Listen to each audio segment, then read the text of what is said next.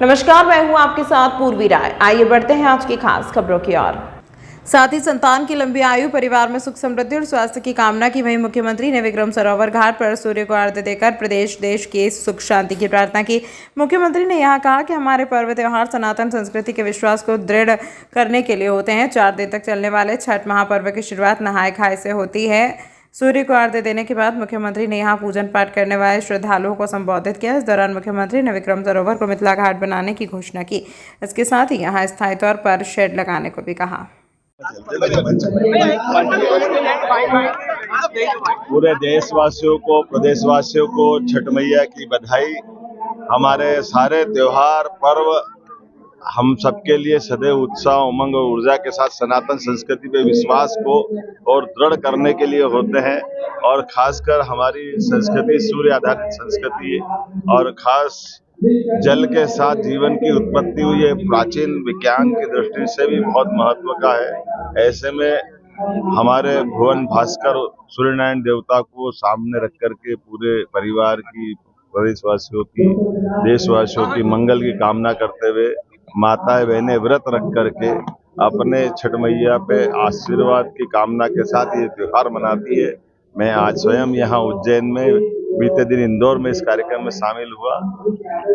छठ मैया से कामना करता हूँ वो सबके जीवन में मंगल ही मंगल करें।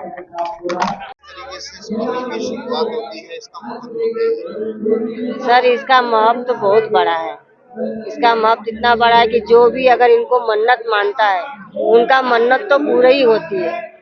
हमने भी मन्नत माना है, 27 साल हो गए हमको करते करते, और 27 साल से भगवान ने हमको सब कुछ दिया। माता रानी ने सब कुछ दिया और हमने मन तन से हमने पूजा करा। हमारा बेटा, बहू, नाती सब होया। आज समापन हो रहा है। आज 3 दिन हो गया इनको, 26, 27 आज 28, 3 दिन से ये उपास चल रहा है और 27 तारीख को आज पूर्ण हुआ। इस तरीके से समापन करा आपने, क्या पूजन अर्चन? फल में तो कोई गिनती नहीं, कितना फल लेना पड़ता है। इस ठेकवा बनाते हैं, गन्ना मंगाते हैं, कपड़े लाते हैं, यहाँ तक कि साग सब्जी भी चढ़ाते हैं। फिर हम अब घर जाएंगे, फिर सब सब्जी मिक्स बनाएंगे। इसके बाद हम उपवास तोड़ेंगे। सिंदूर जो लगाते हाँ, हैं, सिंदूर इसलिए मान रखता है कि ये सिंदूर पहनाने से आदमी लोग का उम्र लंबी होती है, इसलिए सिंदूर पहनाना पड़ता है। एक दूसरे से सिंदूर पहनाते हैं, एक दूसरे के गले लगते हैं। जितने अपने इधर के हैं सबको सिंदूर पहनाएंगे और गले मिलेंगे। जो अपने से छोटा रहेगा उससे गले मिलेंगे, जो बड़ा रहेगा उसका पाँव छुएंगे। आपका नाम? हमारा नाम शशिकला पांडे है। यहाँ स्वप्रेरणा से विकास के लिए नागरिकों द्वारा मार्ग चौड़ीकरण के लिए अपने घरों के कुछ हिस्से को हटाया जा रहा है।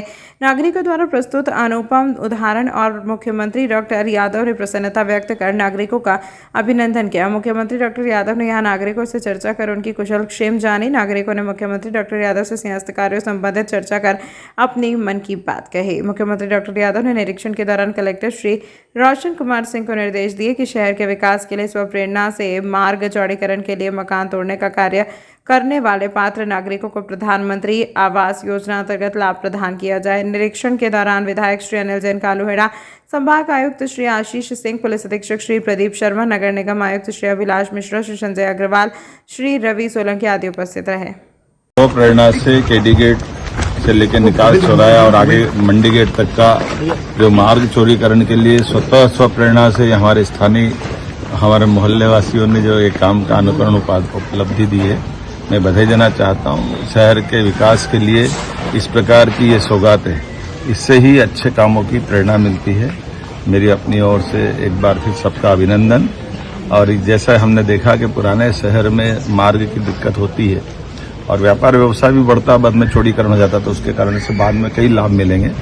और ये तो मुख्य बाजार है पुराने समय का, हमारा खजूर बाजार से लेकर के केडी गेट और आगे सोमवार तक का जो मार्ग बनेगा वाकई अद्भुत है।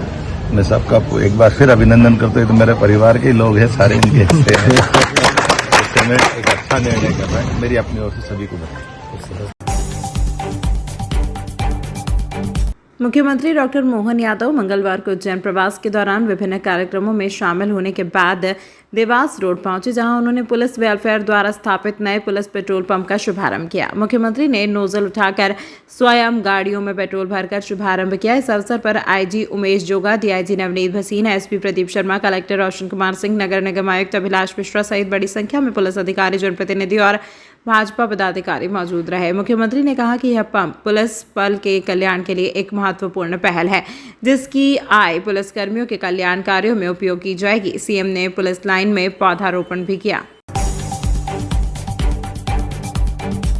किसानों का कहना है कि 765 पावर ग्रेड की एमपीईबी की जो लगाई जा रही है और जिसका कंपनी के काम के चलते उनकी ज़मीन और फसलों को भारी नुकसान हुआ है, उन्हें जल्द से जल्द कंपनी से मुआवजा और नुकसान की भरपाई की रकम दिलवाई जाए। भारतीय किसान के संघ के संभागीय अध्यक्ष राजेश जाट व किसानों ने यह भी बताया कि कंपनी की बड़ी बड़ी मशीनों के लगातार आने जाने से उनके खेतों तक पहुंचने वाले सभी रास्ते पूरी तरह खराब हो गए हैं। किसानों ने मांग की है कि इन रास्तों को तुरंत ठीक करवाया जाए। साथ ही उनका कहना है कि जो लाइन बिछाने का सर्वे किया गया है, उनका नक्शा टेढ़ा तिरछा है, जिससे उनकी बहुत ज़्यादा खेती की ज़मीन बर्बाद हो रही है। किसानों ने कलेक्टर से कहा कि उनकी इन सभी मांगों पर तुरंत काम शुरू किया जाए और उन्हें कंपनी से पैसा दिलवाया जाए, क्योंकि उन्हें पहले ही 30 दिन का टाइम दिया गया था, लेकिन 2 महीने से भी अधिक समय हो गया है। आज तक कोई भी मुआवजा किसानों को नहीं मिल पाया है, जिसको लेकर किसानों ने साफ चेतावनी दी है कि अगर उनकी मांगे नहीं मानी गई तो वे आने वाले दिनों में जिला मुख्यालय पर जोरदार धरना प्रदर्शन शुरू कर देंगे और बड़ा आंदोलन करेंगे। किसानों ने कहा कि यह आंदोलन पर होने पर इसकी पूरी जिम्मेदारी सरकार और प्रशासन की होगी। बताइए आप कहाँ से आए हैं और क्या मामला है पूरा? हम भारतीय किसान यूनियन से हैं सर। जो किसानों की समस्या है आज 765 पावर ग्रिड जो लाइन जा रही है नीमच टू खंडवा, उसके सिलसिले में बड़नगर दूसरी अन्य तहसील है जहाँ 70-80 गांव प्रभावित हो रहे हैं। उन्हें उचित मुआवजा मिले और जो ज़मीन है कम से कम खराब हो ऐसी लाइन निकले। उस संबंध में हमने आज कलेक्टर साहब से चर्चा की है। आज जो ज़मीन का रेट है किसानों का वो 1 करोड़ के आसपास है, कहीं 50 लाख है। उस मार्केट रेट से मुआवजा मिले जो अन्य राज्य में लागू हैं, हरियाणा में, पंजाब में है, उत्तर प्रदेश में है। तो हमने वही कलेक्टर साहब से आज चर्चा हुई। कलेक्टर साहब ने हमें 3 दिन के लिए टाइम दिया है, अन्य अधिकारियों को वो हमसे मिलेंगे। इसके बाद जो किसानों की अन्य समस्या है, किसानों को धमकाया जा रहा है, बिगर सूचना के पोल खड़े किए जा रहे हैं, तो इसके बाद हमारी जो चर्चा हुई और अन्य अधिकारियों से होगी साहब। कितने गांव प्रभावित हो रहे हैं और इसमें कितने किसान का नुकसान हो रहा है? इसमें बड़नगर तहसील के करीब 80-90 गाँव के आसपास हो रहे हैं, अन्य महतपुर तराना के हो रहे हैं जहाँ ऑलरेडी लाइन निकल चुकी हैं। तो ऐसे करके उज्जैन जिले की समस्त तहसील प्रभावित है। कितने किसान होंगे इसमें परेशान? किसान रकबे से बता सकते हैं, सब गाँव ही आ रहे हैं। तो किसान का क्या है, पोल कहाँ लाइन जाना है, तय है कि हर खेत में से जाना है। आज यहाँ पे आए हैं, कलेक्टर साहब ने क्या बोला आपको? कलेक्टर साहब ने हमें 3 दिन का आश्वासन दिया है सब उन्य अधिकारी से बात करवा के कि 3 दिन में आपकी समस्याओं का निराकरण कराया जाएगा। आपका नाम? मेरा नाम राजेश जाट, भारतीय किसान यूनियन संभाग अध्यक्ष। मिलना है तो क्या मुद्दा है पूरा? कहा है कि 2-3 दिन में तुम्हारा वो हो जाएगा। सोयाबीन हमारी खेत में आए थे, वो सोयाबीन 3 बीघा की सोयाबीन पूरी तरह से नष्ट हो गई। 30 दिन का उन्होंने बोला था, 30 दिन में पैसा आ जाएगा। 30 दिन के बाद 62 दिन हो गए, आज तक कोई पैसे भी नहीं आ रहे और ना फोन तो गए कोई भी सर। आज यहाँ पे आए थे, क्या बोला और कितनी ज़मीन है आपकी?